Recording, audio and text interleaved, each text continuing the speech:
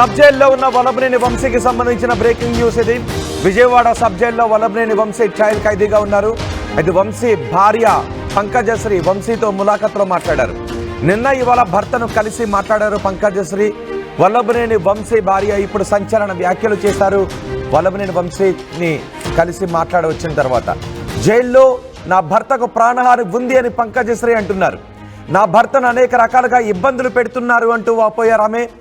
వెన్నుపోస నొప్పి, శ్వాసకోశ సమస్యతో నా భర్త బాధపడుతున్నారు అంటూ పంకజశ్రీ మాట్లాడుతున్నారు. వంశీని మెంటల్గా టార్చర్ చేస్తున్నారు అని వంశీ భార్య చెప్తున్నారు. వంశీ ఉన్న బ్యారెక్లో 60 సీసీ కెమెరాలు పెట్టారు అని వల్లభనేని వంశీ భార్య చెప్తున్నారు. అంటే ప్రతి కదలికను అక్కడ గమనిస్తూ ఉన్నారు. ఏకంగా 60 సీసీ కెమెరాలు పెట్టారని పంకజశ్రీ అంటున్నారు. వంశీ ఆరోగ్యం బాగుందంటూ డాక్టర్లతో తప్పుడు ప్రచారం చేయిస్తున్నారంటూ పంకజశ్రీ చెప్తున్నారు.